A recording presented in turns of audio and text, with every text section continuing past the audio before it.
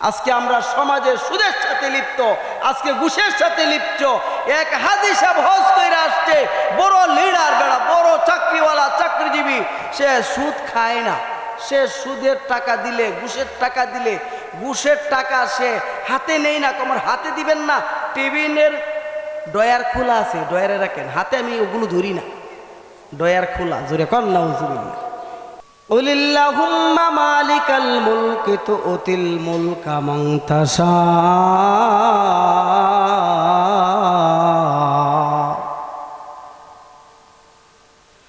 ওয়া তানজিউল মুলকা মিম্মান তাশা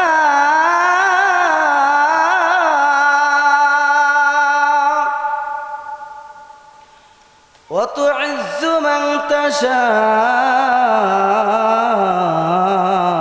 وتذل من تشاء وبيدك الخير إنك على كل شيء قدير।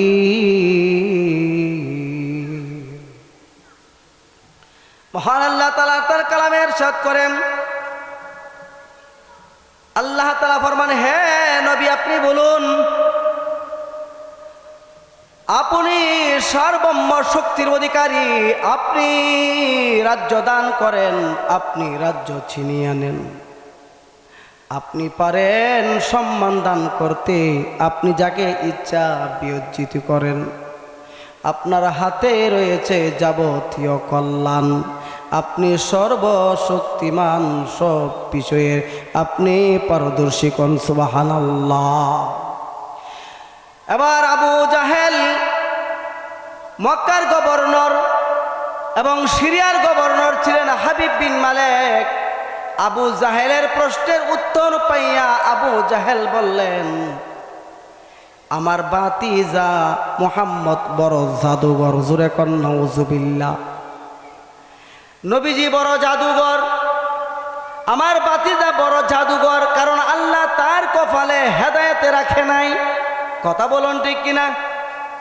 হাবিব বিন মালেককে আল্লাহ হেদায়েত দান করেছেন। হাবিব বিন মালেক মুসলমান হয়ে কালিমা গ্রহণ করে তার ঘরের মধ্যে গিয়ে সালাম দেয়, আসসালামু আলাইকুম ওয়া রাহমাতুল্লাহি ওয়া বারাকাতুহু। এবার ঘর থেকে উত্তর দেয় তার মেয়ে, বুবা মেয়ে, চোখে দেখে না, অন্ধ, কুরসি, এবং সে হলো একজন বুবা মেয়ে। আল্লাহ তাআলা ঘর থেকে সালামের উত্তরের ব্যবস্থা করে দিলেন। ঘর থেকে তার মেয়ে উত্তর দেয়, ওয়া আলাইকুমুস সালাম ওয়া রাহমাতুল্লাহি ওয়া বারাকাতুহু। জোরে কোন সুবহানাল্লাহ। এবার তার ঘরের মধ্যে শান্তি এসে গেল। হাবিব বিন মালেক দরজা খুলে মেয়েকে জড়াইয়া ধরলেন, ডাক দিয়ে দেখেন তার মেয়ে কথা বলতে পারে, চোখে দেখে বাবাকে জড়াইয়া ধরে বলে, আব্বু, কিছুক্ষণ পূর্বে আমার ঘরে দুইজন লোক এসে তারা আমাকে দুই হাতে ধরাইলেন, আমার দুই হাতে ধরে তারা আমাকে বের করে কি যেন সুগন্ধিযুক্ত পানি দ্বারা আমাকে গোসল করাইলেন। আমি গোসল করার পর আমি দুনিয়াটাকে দেখতে পাই, কানে শুনতে পাই, আমি চোখে দেখি, কথা বলতে পারি। জোরে কোন সুবহানাল্লাহ। এবার হাবিব বিন মালেক তার মেয়েকে জড়াইয়া ধরে খাদে আর বলে, মা রে, 30টা বছর যাবৎ যে কষ্ট লালিত, এই 30 বছরের কষ্টে আজকে আমি ভুলে গিয়েছি। আমি যদি আরো 30 বছর আগেই মুহাম্মদের সাক্ষাৎ পাইতাম, আর যদি আমি সালাম বিনিময় করতাম, তাহলে আমার ঘরের মধ্যে শান্তি এসে যাইত। জোরে কোন সুবহানাল্লাহ। শান্তির মালিক কে?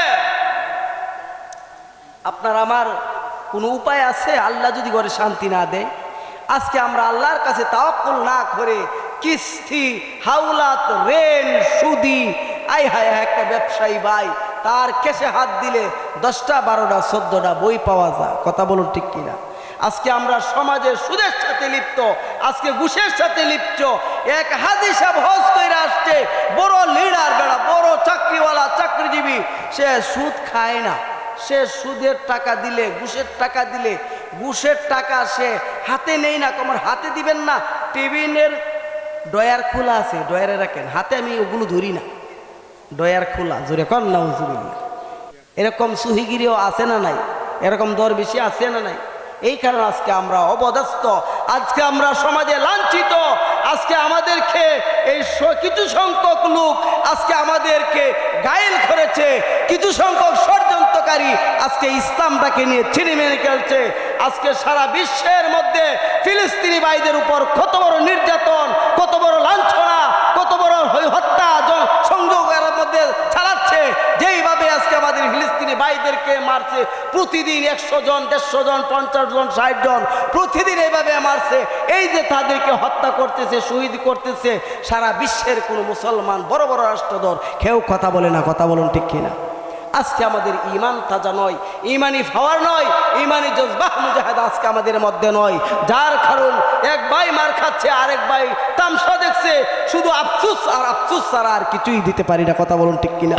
এই ক্ষমতা আজকে যদি সৌদি কথা বলে, সৌদির যুবরাজ তার ক্ষমতা চলে যায়, আমাদের এই যে শক্তিশালী রাষ্ট্র পাকিস্তান কথা বলে না, যদি তার ক্ষমতা নিয়ে চলে যায়, আজকে তুরস্কের এরদোগান বড় ক্ষমতাশীল ব্যক্তিত্ব, কিন্তু তারা কথা বলে না।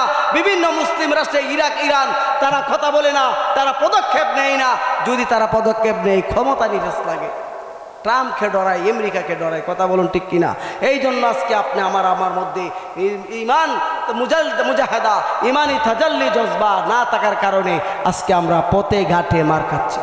আল্লাহ তাআলা আপনাকে আমাকে তৌফিক দান করুক, এই কোরআন এবং হাদিসের উপর আমল করার তৌফিক দান করুক। সবাই জুড়ে বলি আমিন। আল্লাহ যেন বিশ্বের সমস্ত মুসলমান ভাইদেরকে শান্তি করে দেন, বিশ্বের সমস্ত মুসলমান ভাইদেরকে একত্রিত করে ইসলামের ডান্ডার ভিতরে এক প্ল্যাটফর্মে যেন আমরা কালিমার দাওয়াত পৌঁছাতে পারি, সেই তৌফিক দান করেন। কোরআন এবং হাদিসের উপর আমল করার তৌফিক দান করেন। আমার সুমন ভাই অত্যন্ত আদর করে, মহব্বত করে আমাকে প্রতি বছরই প্রায় এই মাহফিলটাতে সুযোগ দেন। আমি তার এই মাহফিলকে কবুলের জন্য আল্লাহর কাছে আমি মুনাজাত করি, দরখাস্ত করি। আমার সুমন ভাইয়ের হায়াতে তৈয়ব আল্লাহ তাআলা দান করুক, তার এই দ্বীনি খেদমতকে আল্লাহ তাআলা কবুল করুক। সবাই জুড়ে বলেন আমিন। আজকের মাহফিলের সাফল্যতার কামনা করে আমার এই সংক্ষিপ্ত বয়ান আপনাদের সামনে শেষ করিলাম। আখিরি দাওয়ানা আলহামদুলিল্লাহি রাব্বিল আলামিন। আসসালামু আলাইকুম ওয়া রাহমাতুল্লাহি ওয়া বারাকাতুহু।